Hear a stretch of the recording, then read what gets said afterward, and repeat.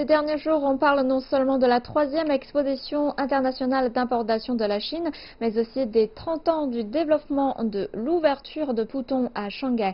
En fait, le développement de Pudong est un miracle. Imaginons que sur une superficie de 1 sur 8 millième de la terre de Chine, Pudong a contribué à 1 sur 80e du PIB national et à 1 sur 15 du volume total d'import et d'export.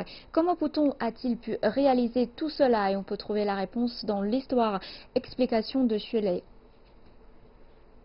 En effet, depuis 1978, à l'époque où la Chine s'est décidée de s'ouvrir au monde entier, on a au fur et à mesure construit des régions spéciales économiques telles que Shenzhen, Zhuhai.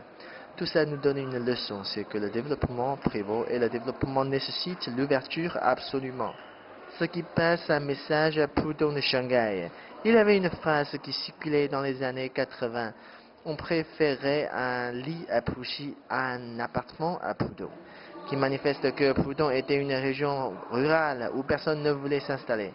Cela implique un espace à fort potentiel.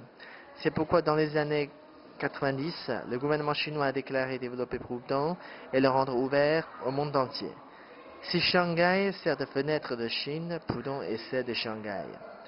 Il faut dire que le développement et l'ouverture de Pudong est un choix d'époque qui représente la volonté et la détermination de Chine et de Shanghai.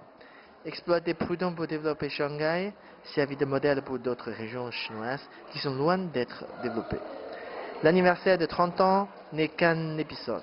À partir de là, on est profondément convaincu que Pudong rouvrira une nouvelle page dans une autre 30 ans et on verra avec impatience.